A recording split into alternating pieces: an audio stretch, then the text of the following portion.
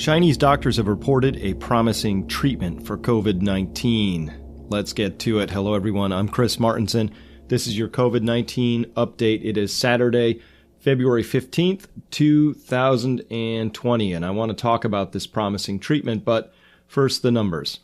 Here we are reporting with another few thousand cases coming out of China. Of course, you know what we think about these numbers, very, very low. What's interesting is the serious and critical number just keeps climbing, now over 11,000. It was at 10,000 and change yesterday. Japan, plus 79 cases, almost all of those coming off that ill-fated Diamond Princess cruise ship. And they have 9 people in serious and critical condition there. And as well, we have France has 11 here. I'm only raising them because they just a few minutes ago announced a 12th case. And so they are now coming up the curve as well.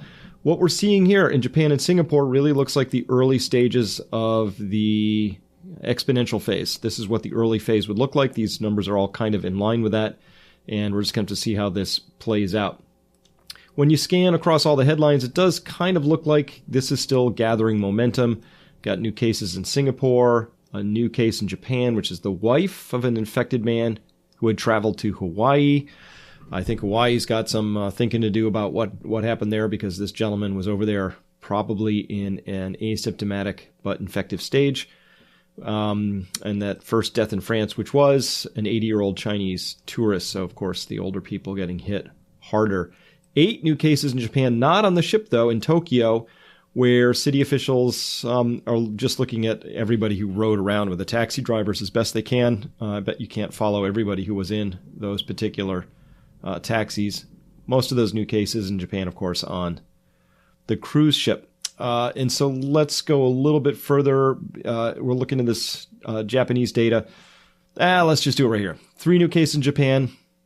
Possibility of hospital infection, according to the governor of this prefecture. So that's not a good sign there. If you had this stuff spreading in a hospital before you knew it was there, obviously hospitals are enclosed environments and fairly easy to pass things around, and particularly if other people are there who are weak and sick and aged or immunocompromised in some way. But let's go to this possible treatment. And the good news, at this mark here in this above video, they discuss how China is now sharing footage and news of successfully treating 11 critically ill patients by injecting them with blood plasma extracted from the blood of those recovered. So the idea here is that once you've recovered, you have circulating antibodies that protects you from the virus. Of course, that's how you recover. And with those blood plasma, you take the whole blood, separate out the platelets and plasma and everything from the actual blood itself, take that plasma and put it back in. And that plasma contains those antibodies. So this is a way to treat, and that's very good news if they were able to treat those people so successfully. In Bloomberg on February 14th, they were noting the same thing, and that China's state-owned medical products maker is collecting plasma now from the blood of people who have recovered from COVID-19 after discovering it helps critically ill patients. So this is being reported now in multiple places, so I think this is probably real, and it's good news. And this is not a new treatment. This has been tried many times in the past, and it's known to work. And so it claimed that those receiving the treatment improved within 24 hours with reduced inflammation, viral loads, along with better oxygen levels in the blood. So, just quick turnaround right there within 24 hours. And so China is also, I wanted to point out here, unleashed a flurry of clinical trials. As many as 77 have been registered. So they're just trying all kinds of things. And so this is pretty interesting if this plasma works. What I don't know is what the ratios here are. How much plasma can you get from a single recovered patient, and how many other critically ill patients would that treat? Do you need plasma from 10 recovered people to treat one? Is it reversed? Can one plasma from one recovered person treat 10? I just don't know yet. So I'm going to have to find out more information on that. But that's good news right there. Very good news. Singapore now, I think, is a really good model for us to be watching how something like this would progress. And there's 2 reasons I want to talk about that. The first, Singapore, of course, a very modern country, really good controls, and they've been very honest about things. So I trust their numbers there. They are now saying that another case in Singapore, no known interactions with past cases or any recent travel history to China. That's a alarming sort of a statement there, because normally you can trace this. You ask this person where they've been in contact, and you would find another contact somewhere along the way. Maybe one of those taxi drivers, but there would be some, who's in Japan, of course, but I mean, there would be some known contact where you could chase this back to. So this has got to be very concerning in Singapore, because that would mean that you have an outbreak somewhere in your community and you don't know where it is. Now, here's a couple things. I said there were two things I want to note. One of them is this whole idea that's been running around. Remember, we've had these various memes running around. One is the flu is worse. Then it was, SARS killed more people. And then whatever these things were. And recently I've been seeing a lot of memes out there that go like this. Well, this will burn itself out in summer. So Singapore has an environment that's pretty much like my summer is. And here we're seeing that the summery kind of high humidity, high heat temperatures that Singapore has are not in any way slowing down the progression of cases here. So red, total cases confirmed. Blue, total cases discharged. Oh, it's good to see that number climbing. And I've come across a couple of reports that are sort of estimating the doubling time. We talked about one a few days ago that suggested the doubling time might be 2.4 days with that ridiculously high R0 of 6.7.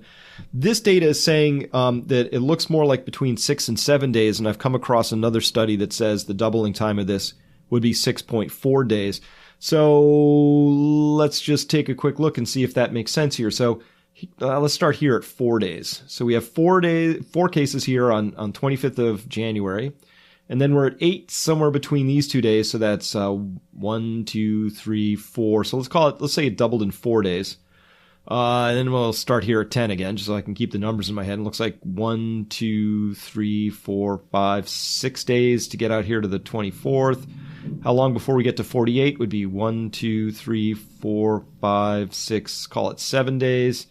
So yeah, that looks like reasonable doubling time, 6 to 7 days there. So we would expect Singapore to get out to, call it 90 cases, 94, but something like that, somewhere between 90 and 100 cases, somewhere out on the 14th, 15th, 16th, 17th, somewhere around the 18th of February. So let's keep an eye out for that and see if on the 18th of February, if Singapore is reporting approximately 90 cases. All right, so you can see how good my drawing skills are there. Here's the link that where I got that from. I also want to point out here, I really like to follow the actions, not the words, in all matters, particularly governmental matters. So the first thing here is that the U.S. finally tells Americans on quarantine cruise ship, that Diamond Princess, plane's going to arrive in Japan on Sunday night, take them to the U.S., but says they'll be quarantined for another 2 weeks. Hey, that's all good. As well, there was a message from the U.S. Embassy that says people who decline to take this flight will be unable to return to the United States for a period of time.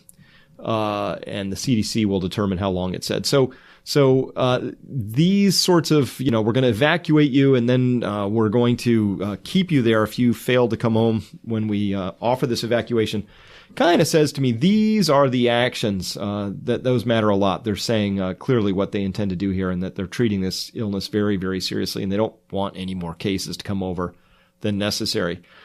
As well, one of the things I talked about before is just touring U.S. media, front page of the Wall Street Journal. Again, enormous supply chain disruptions. I'm just looking for anything in here that would suggest that that's a worry. This is what you see when you came online this morning, and this has nothing to do with coronavirus. Here, this is about repatriating some people on the cruise ship. That's good. Fear and boredom about the cruise ship. That's fine. Investors shrug off bad news. There's really not a lot in here about what the larger impacts are going to be. It's still treating it fairly lightly, I think, but at least somewhat on the front page. It's above the fold. None of this stuff has anything to do with anything. So, New York Times, same sort of experience here on February 15th. The most important thing, obviously, is political. So that's going to be the most important thing. Nothing over here in the opinion section about any of this stuff going on. And when they do get to the coronavirus update, they say that President Xi was aware of virus earlier than known. So they're kind of taking a shot at Chinese leadership around this and not going much further than that. Meanwhile, the Twitter algo needs some work because these are the trends for me today. I don't, yeah, I don't care about that. Nope, don't care about that. Not that. Nope. So yeah, they don't have me pegged at all. That algorithm's going to need some work. I don't care about any of that stuff. COVID-19 update. When we were looking at this, a lot of people have said, well, look, you got this WHO banner down here. And of course, YouTube immediately demonetized this channel, which is just their way of saying, we're not going to promote it. It's not worthy of our advertisers. We're not going to give you any money for it, no matter how many views you get, all of that. So at first I was like, yeah, that felt a little personal, get that WHO banner down there. But then I looked around and I realized they're putting the WHO banner under a video about turtle sex with a shoe. So it's not personal after all. All right. I presented some stuff yesterday about smoking, and now I'm all confused because I'm still digging for data. There was a big study that came out, again, not peer-reviewed.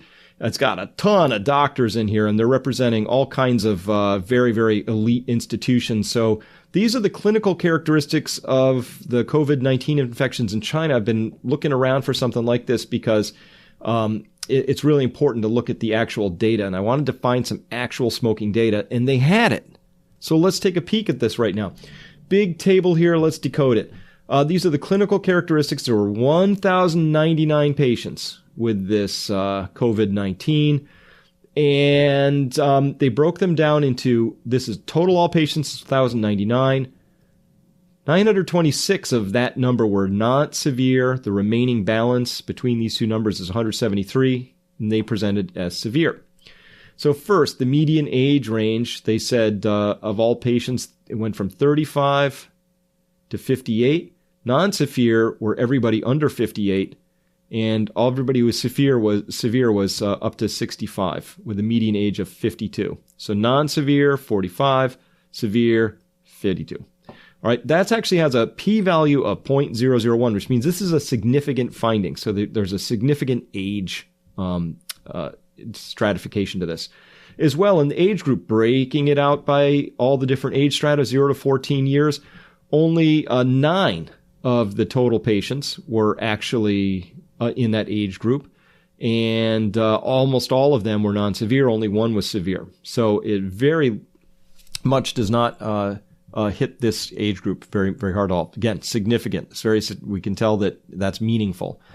But otherwise, this, in terms of who got stratified, these, look at, about 41% of this grouping became severe, 31% of this group went into severe status, 27% of this group of those who became severe, right? So, what was interesting was the smoking history right here. So the people who were never smokers, and let's look at this really quick. 927 out of the 1,085 that they put into this smoking history were, they were looking at total patients. They were 85% of all patients were non-smokers, never smokers. 1.9% of everybody who presented was an ex-smoker, and 12.6% were current smokers. And out of that 927, 793 of them were not severe, 134 of them were severe. And so that's about 78% of everybody who became severe was never a smoker. And ex-smokers, they were only 1.9% of this entire pile of people, and 5.2% of those who ended up being severe. And current smokers were 12.6% of the entire pile and represented 17% of everybody who did get severe. So this is a little confusing the way this is all presented, but these numbers all sum to 172 and 100%.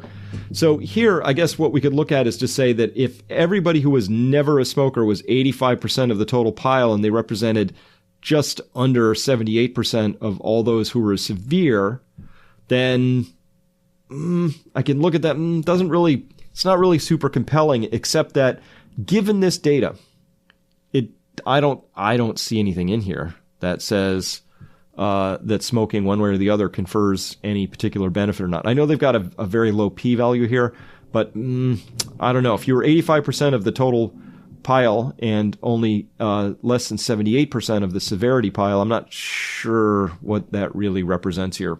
At any rate, there isn't a really clear breakdown here that says smokers were either protected or in worse shape. It doesn't look super strong. All right. We're seeing a lot of these false negatives appearing as well. And this was from the comments found here from Donia10. Thank you. In yesterday's YouTube video, there was a comment down there that said there's a case in Thailand last month, a Chinese tourist from Wuhan. His symptoms and where he came from all show sign of coronavirus, but his test was negative. Till the third time doctors tested from the fluid from his lung, and he's positive.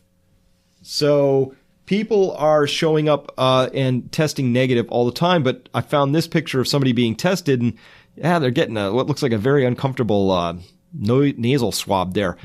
And here, the important part was testing the fluid from his lung. So really, if the swabs are being taken, a couple reasons you get a false negative. Your test kit's bad.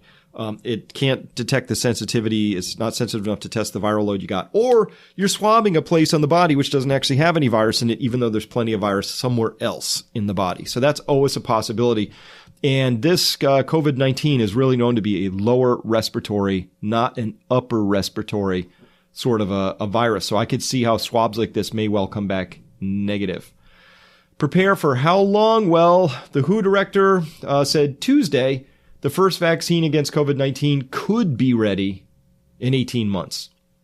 So we have to do everything today using available weapons to fight this virus.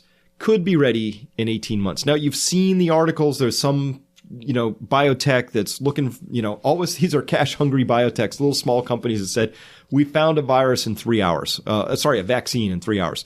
A lot of people have flooded me with that information asking, could it be true? It could be true. But to really have a vaccine, you got to go through a lot of testing. It just takes time. And then even after testing, can you manufacture that particular vaccine? And how are you going to do that?